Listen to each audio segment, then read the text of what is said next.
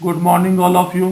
आज हम एक नया अध्याय अंतर्राष्ट्रीय मुद्रा कोष का अध्ययन करेंगे और आज के इस वीडियो में हम ये देखेंगे कि अंतर्राष्ट्रीय मुद्रा कोष की स्थापना, उसके उद्देश्य और उसके सदस्यों के संबंध में क्या क्या नियम हैं। 20वीं शताब्दी का आगमन वैश्विक मुद्रा प्रणाली के लिए अत्यंत ही गंभीर चुनौतियां लेकर के आया। इस शताब्दी के प्रारंभ में ही हमें प्रथम विश्व युद्ध देखने को मिलता है। इसका विश्व की प्रमुख अर्थव्यवस्थाओं पर इतना अधिक प्रतिकूल प्रभाव हुआ कि इसके तत्काल पश्चात 1930 में महामंदी का सामना करना पड़ा, जब संपूर्ण अर्थव्यवस्थाओं की मौद्रिक प्रणाली चरमरा गई थी। अब तक संपूर्ण विश्व में स्वर्णमान आधारित मौद्रिक विनिमय प्रणाली पाई जाती थी, जिसमें परस्पर सहयोग के तत्व विद्यमान थे। परंतु इस महामंदी के आगमन ने संपूर्ण परिदृश्य को बदल कर रख दिया। 1931 में विश्व के देशों ने स्वर्णमान का त्याग कर दिया। इसके परिणाम स्वरूप अंतर्राष्ट्रीय मौद्रिक सहयोग के स्थान पर कट्टर मौद्रिक राष्ट्रीयता की स्थापना हुई। अब विभिन्न देशों में मौद्रिक सहयोग के स्थान पर प्रत्येक देश अपनी अर्थव्यवस्था को बचाने के लिए अत्यंत संकुचित दृष्टिकोण का अनुपालन करने लगा तथा प्रतिस्पर्धात्मक स्थिति में वह दूसरी अर्थव्यवस्थाओं को क्षति पहुंचाने लगा। ऐसी स्थिति में विनिमय नियंत्रण, आंतरिक मूल्य में उतार चढ़ाव, कट्टर प्रतिस्पर्धात्मक वातावरण में होने लगा, जिससे सभी देशों में असहजता एवं आर्थिक बेचैनी के वातावरण का निर्माण हुआ। इस आर्थिक बेचैनी एवं असहजता के माहौल से निपटने के लिए 1943 में इंग्लैंड के अर्थशास्त्री प्रोफेसर जे.एम. केन्स तथा अमेरिका के अर्थशास्त्री डॉक्टर वाइट द्वारा अलग अलग दो योजनाएं प्रस्तुत की गई। परंतु इस समय द्वितीय विश्व युद्ध अपने चरम पर था, इसलिए इन योजनाओं पर अधिक ध्यान नहीं दिया गया। द्वितीय विश्व युद्ध का अंत निकट देखकर मित्र देशों ने 1 जुलाई से 22 जुलाई 1944 के मध्य अमेरिका के न्यू हैम्पशायर शहर में ब्रिटेन वुड नामक स्थान पर एक सम्मेलन का आयोजन किया। इस सम्मेलन में 44 मित्र राष्ट्रों ने भागीदारी की। इस सम्मेलन के निष्कर्ष स्वरूप ब्रिटेन वुड समझौते का संपादन हुआ।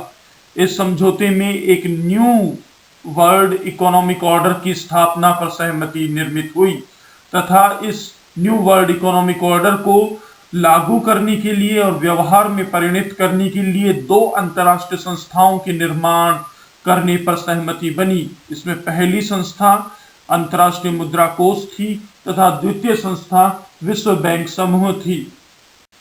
अंतर्राष्ट्रीय मुद्रा कोष की स्थापना एक ऐसे परिवेश में हुई थी जब संपूर्ण विश्व आधी शताब्दी से आर्थिक अनिश्चितता एवं भविष्य को लेकर के संशय की स्थिति में जी रहा था। अंतर्राष्ट्रीय मुद्रा कोष इस असंशय को दूर करने के लिए और सुदृढ़ अंतर्राष्ट्रीय अर्थव्यवस्था की स्थापना करने के लिए स्थापित हुआ था। इसके प्रमुख उद्देश्यों में जो मुख्य उद्देश्य हैं वह उनमें सर्वप्रथम अंतर्राष्ट्रीय मौद्रिक सहयोग की स्थापना करना, द्वितीय अंतर्राष्ट्रीय व्यापार का विस्तार एवं संतुलित विकास करने में योगदान देना, तृतीय विनिमय दरों में स्थायित्व लाने के लिए प्रयास करना, चतुर्थ बहुपक्षीय भुगतान प्रणाली की व्यवस्था स्थापित करना, पंचम भुगतान संतुलन की स्थिति में आर्थिक सहयोग प्रदान करना, षष्ठम संतुलित आर्थिक विकास को बढ़ावा देना, सप्तम असंतुलन की व्यापक मात्रा एवं अवधि को कम करना। तो ये मुख्य रूप से अंतर्राष्ट्रीय मुद्रा कोष के जो उद्देश्य हैं वो अंतर्राष्ट्रीय मौद्रिक प्रणाली की पुनः स्थापना करना और इस सुदृढ़ प्रकार की मौद्रिक प्रणाली का स्थापना करना जिससे कि विश्व में विनिमय दरों में स्थायित्व आ सके, मौद्रिक सहयोग स्थापित हो सके, भुगतान संतुलनों की असंतुलन की स्थितियों को दूर किया जा सके। ये प्रमुख उद्देश्य अंतर्राष्ट्रीय मुद्रा कोष के हम देखते हैं। जैसा कि अभी हमने देखा कि अंतर्राष्ट्रीय मुद्रा कोष की स्थापना ब्रिटेन वुड सम्मेलन में संपादित हुए समझौते के आधार पर हुई थी। इस सम्मेलन में 44 मित्र राष्ट्रों ने भाग लिया था, लेकिन जब अंतर्राष्ट्रीय मुद्रा कोष की स्थापना का समय आया तो इन 44 देशों में से 43 देशों ने इसकी सदस्यता 31 दिसंबर 1945 तक स्वीकार कर ली, परंतु एक जो सोवियत रसिया था, सोवियत रसिया ने इसकी सदस्यता स्वीकार नहीं की। इस प्रकार 31 दिसंबर 1945 तक इसकी सदस्यता स्वीकार करने वाले 43 देश इसके संस्थापक सदस्य अथवा इसके मौलिक सदस्यों के नाम से जाने जाते हैं। ऐसे देश जो कोष के नियमों का पालन करने को तत्पर हों, कोष के कभी भी सदस्य बन सकते हैं। ऐसे देश जो कोष की सदस्यता छोड़ना चाहते हों, वो केवल एक लिखित सूचना मात्र देख करके कोष की सदस्यता का त्याग कर सकते हैं।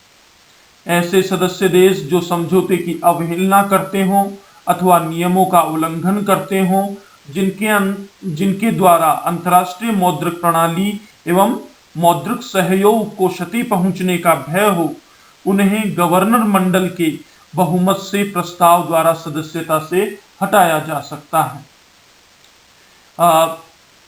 43 देशों की सदस्यता के साथ प्रारंभ हुआ IMF वर्तमान में 189 सदस्यों का एक विशाल संगठन बन चुका है, जो लगभग संपूर्ण विश्व को अपनी परिधि में समेटे हुए है। अंतर्राष्ट्रीय मुद्रा कोष को अपने कार्यों को संपादित करने के लिए मौद्रिक एवं वित्तीय संसाधनों की आवश्यकता होती है। इन मौद्रिक एवं वित्तीय संसाधनों की पूर्ति का एक बहुत बड़ा हिस्सा इसके सदस्यों द्वारा अभ्यास के रूप में उपलब्ध करवाया जाता है। प्रत्येक सदस्य बनने वाले देश का अभ्यास सदस्य बनने से पूर्व ही निश्चित कर दिया जाता है।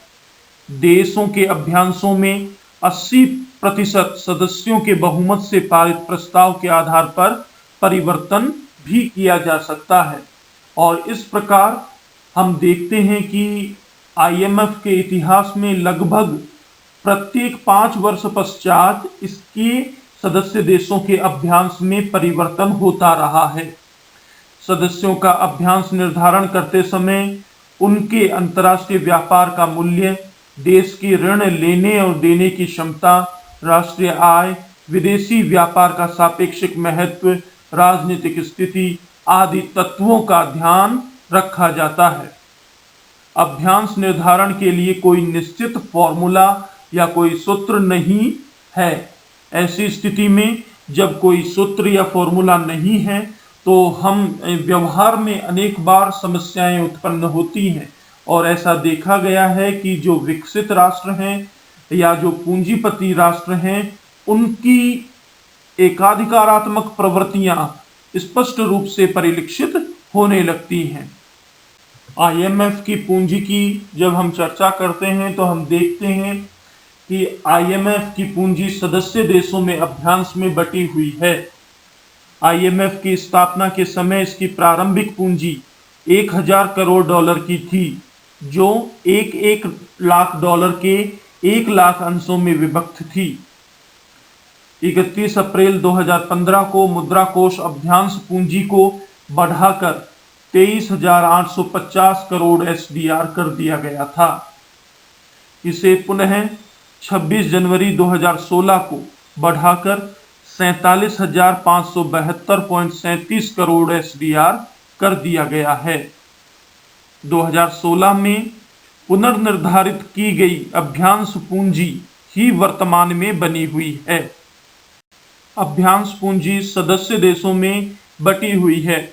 सदस्य देशों की आर्थिक स्थिति, व्यापारिक स्थिति के आधार पर भिन्न भिन्न देशों में इसकी मात्रा भिन्न भिन्न है। जैसे अमेरिका जैसे सबसे विकसित देश में 17% से अधिक पूंजी केवल अमेरिका प्रदान करता है। तो ये जो पूंजी है ये किस अनुपात में किस प्रकार से प्रदान की जाती है IMF को, तो इसके लिए एक सामान्य फार्मूला अपनाया गया है। इस फार्मूले के अनुसार 25% भाग जो है अभ्यास का वह SDR अथवा सर्व स्वीकार्य अंतर्राष्ट्रीय मुद्रा में किया जा सकता है। तथा शेष 75% भाग का भुगतान सदस्य देश अपने यहाँ प्रचलित मुद्रा के रूप में करते हैं। धन्यवाद। आज हमने अंतर्राष्ट्रीय मुद्रा कोष का एक सामान्य परिचय देखा कि अंतर्राष्ट्रीय मुद्रा कोष की स्थापना किस प्रकार से हुई, अंतर्राष्ट्रीय मुद्रा कोष के उद्देश्य क्या थे और अंतर्राष्ट्रीय मुद्रा कोष के सदस्यता किस प्रकार से ग्रहण की जाती है और अंतर्राष्ट्रीय मुद्रा कोष के सदस्यों द्वारा जो अभ्यांश का भुगतान है वो किस प्रकार किया जाता है।